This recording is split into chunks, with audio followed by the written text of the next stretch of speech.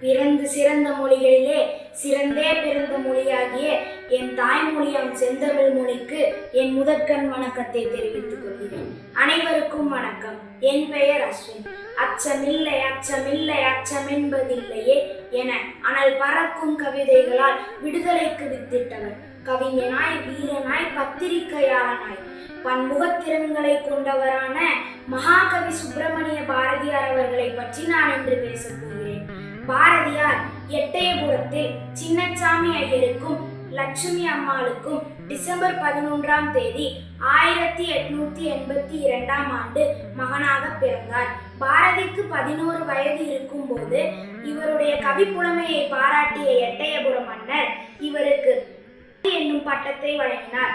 அன்று முதல் இன்று வரை சுப்பிரமணிய பாரதியார் என அழைக்கப்பட்டார். பாடுவோமே பல்லு பாடுவோமே, ஆனந்த சுதந்திரம் அடைந்து விட்டோம் என சுதந்திரம் அடைவதற்கு முன்பே தன்னுடைய சுதந்திர தாக்கத்தை வெளிப்படுத்தியவர் பாரதியார். சாதிகள் இல்லையடி பாப்பா என்று கூறிய பாரதியார் தீண்டாமையை அறவே வெறுத்தார். தேசிய கவி, செந்தமிழ் தேனி, சிந்துக்கு தந்தை போன்ற பல சிறப்பு பெயர்களால் அழைக்கப்பட்டார். இன்றைக்கும் மக்கள் மனதில் பாரதியார் உயிர் வாழ்கிறார் என்று கூறி என் உரையை முடித்துக் கொள்கிறேன். நன்றி.